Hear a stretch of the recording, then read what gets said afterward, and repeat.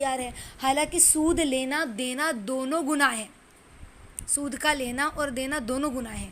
حدیث میں آتا ہے جس کا مفہوم ہے، حضرت ابو ہریرہ رضی اللہ تعالیٰ عنہ کی روایت میں ملتا ہے کہ نبی پاک صلی اللہ علیہ وسلم نے فرمایا سود کے گناہ کے 70 حصے ہیں. سود کی جو گناہ ہے اس کے 70 حصے ہیں، اور ایک معمولی سا حصہ جو اس کا گناہ کا جو وبال ہے یا جو گناہ کا جو درجہ جس کو ہم کہہ سکتے ہیں، یعنی اس گناہ کی جو لعنت ہے وہ کیا ہے، تو کہا ایک معمولی حصہ سود کی گناہ کا ایسا ہے جیسا کہ کوئی شخص اپنی ماں سے جمع کرے. یعنی جو میں نے یہ بات سنی پڑھی اللہ کے نبی کی حدیث میں، میرا دماغ ایسا لگا جیسے چکرا گیا ہو کہ اللہ اکبر، یعنی ایک ہلکا گناہ یہ ہے تو اس سے بڑا کیا گناہ ہوگا، اس سے بڑی اور کیا وبا اور بلا ہوگی کہ اللہ کے نبی نے سود کی مثال اور سود کے گناہ کو اس طرح اللہ کے نبی نے واضح کیا کہ ایسا گناہ ہے.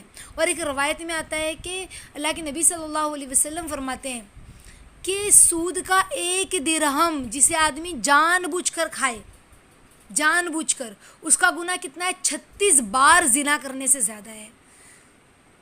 سمجھ رہے کتنا، مطلب سود کا گناہ جو اس کی جو لعنت ہے، اس کی جو ملامت کتنی بڑی ہے.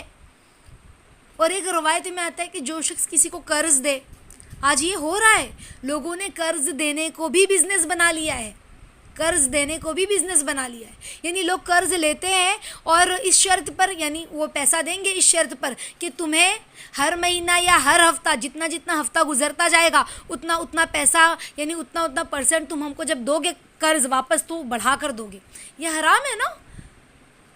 اللہ کے نبی صلی اللہ علیہ وسلم نے کیا فرمایا کہ سود کا گناہ جو ہے، جو شخص اگر کسی کو قرض دے اور پھر قرض لینے والا اس کے پاس کوئی ہدیہ اور تحفہ یا سواری کے لیے کوئی جانور پیش کرے نا، تو اس سواری پر بھی سوار نہ ہو، اس کا ہدیہ اور تحفہ قبول مت کرو. کیوں؟ کیونکہ قرض دینے سے پہلے واپس آپس میں اس قسم کا کوئی معاملہ نہیں تھا. حالانکہ اس نے اپنی خوشی سے بھیجا ہے، لیکن کہا کہ نہیں، ابھی تم اس کے قرض خواہ ہو نا، تو تمہیں اس کا ہدیہ بھی قبول نہیں کرنا ہے. ایک ہوتا ہے نا انسان سامنے والے نے مجھے بہت بڑا قرض دیا ہے تو پھر وہ وقتاً فوقتاً اس کو ہدیہ دینے کی کوشش کرتا ہے.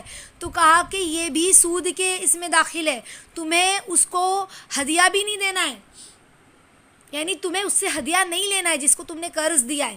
تو سوچو، بڑھا کر پیسہ لینا تو کتنی بڑی لعنت ہے، کتنی بڑی لعنت ہے.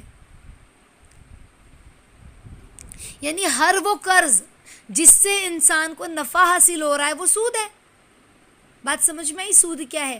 ہر وہ قرض جس سے انسان کو نفع حاصل ہو رہا ہے، جو انسان کو فائدہ پہنچا رہا ہے، وہ کیا ہے؟ سود ہے. تو سود کی برائی سے ہمیں بچنا ہے. ہمیں لگتا ہے کہ یہ معمولی سی چیز ہے، انسان چھوٹی چھوٹی چیزوں میں سود کے معاملات کو طے کرتا ہے. جیسے کہ اس کو ایک اچھا بڑا موبائل لینے کی خواہش ہے،